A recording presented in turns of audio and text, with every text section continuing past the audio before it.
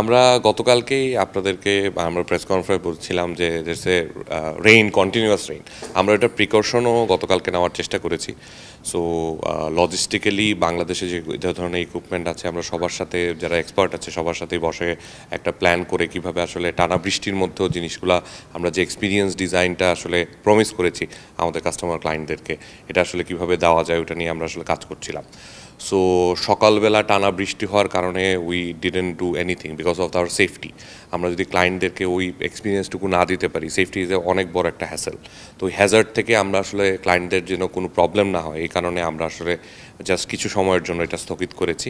খুবই সুন আমরা আসলে নতুন যে পরিস্থিতি যে আমাদের যেটা আছে খুব জানিয়ে দিব। এবং আমাদের ধরেন যে এখনকার যে আমরা আমাদের ফুল টিম এটার পিছনে কাজ করছে। জানেন এখানে আমরা অনেকগুলো অর্গানাইজেশন একসাথে কাজ করছি, স্পন্সরস আছে, সবাই এটাতে অ্যাকনোলেজ করেছে যে আসলে টানা বৃষ্টিতে আমরা আসলে কাস্টমারদের তাদের ব্র্যান্ডের যে ভিজিবিলিটি যেভাবে আমরা ডিজাইন করেছি ওইটা আসলে এশোর করা পসিবল হচ্ছে না। সো বিকজ অফ দ্য অনেক ডিসিশন জায়গা আছে, যেন ইলেকট্রিক্যাল একটা প্রবলেম, কারণ এখানে প্রচুর জানেন আপনি লজিস্টিক্যাল প্রচুর ইলেকট্রিক্যাল জিনিসপত্র এখানে ইউজ হয়। সো এখানে আসলে পানি যদি থাকে আমাদের মাঠে, সো এখানে আসলে আর্থিং হওয়ার একটা বড় সুযোগ ছিল। সো ওই জায়গা থেকে আসলে এটা আসলে আমরা ফায়ার বা এটার হ্যাজার্ড না, এটা হচ্ছে earthing Hazard for the water. So ওই জিনিসটা আমরা আসলে কীভাবে অমিট করা যায় এই কারণে আমরা আসলে এই পরিস্থিতিকে, এটা হচ্ছে the one of the biggest challenge ছিল আমাদের। সো এই চ্যালেঞ্জটা আমরা দেখে আমরা আসলে যখন এটা টানা বৃষ্টি হলো তখন আমরা আসলে preparation wise we are not ready, যে আসলে বৃষ্টি থামার পরে আমাদের প্রিপারেশন নিতে আসলে অনেক বেশি সময় লাগতো, কারণ ইটস এ বিগ অ্যারেঞ্জমেন্ট, আপনারা জানেন বহুল প্রতীক্ষিত একটা ইভেন্ট আমরা অর্গানাইজ করছি।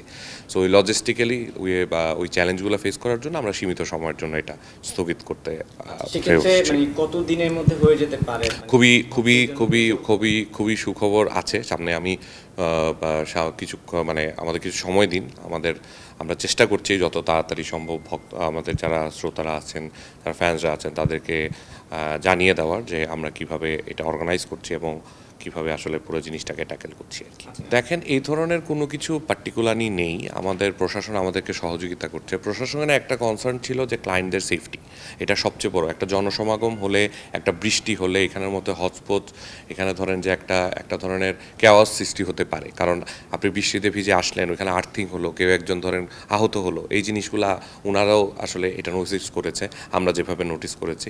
তো এই ব্যাপারটাতে আমাদের প্রশাসন আমরা একসাথেই কাজ করছি যে কীভাবে আসলে এটা সমাধান করে আমরা আসলে সুন্দর একটা অনুষ্ঠান তাদেরকে উপহার করতে পারি। আমাদের দর্শকরা আমাদের সাথে আছে, আমরা এখনও ভালোবাসা পেতে যাচ্ছি।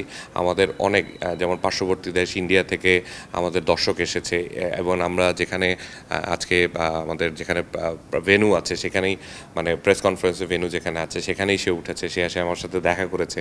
অনেকে ঢাকার বাইরে থেকে আসছে, ওরাও বেশ উদ্বিগ্ন এই কনসার্টের ব্যাপারটা নিয়ে। ওরাও আমাদের সাথে যোগাযোগ করার চেষ্টা করেছে, আমরা ওদের সাথে কমিউনিকেট করছি প্রতিনিয়ত আমাদের ক্লায়েন্টদের সাথে। সো আমরা তাদেরকে আশ্বস্ত করেছি যে তারা যদি আমাদের সাথে থাকে, যেভাবে আসলে ভালোবাসা আমরা পাচ্ছি, এটা হলে অবশ্যই সামনে আরও বড় বড় চমক আমরা উপহার দিতে পারব।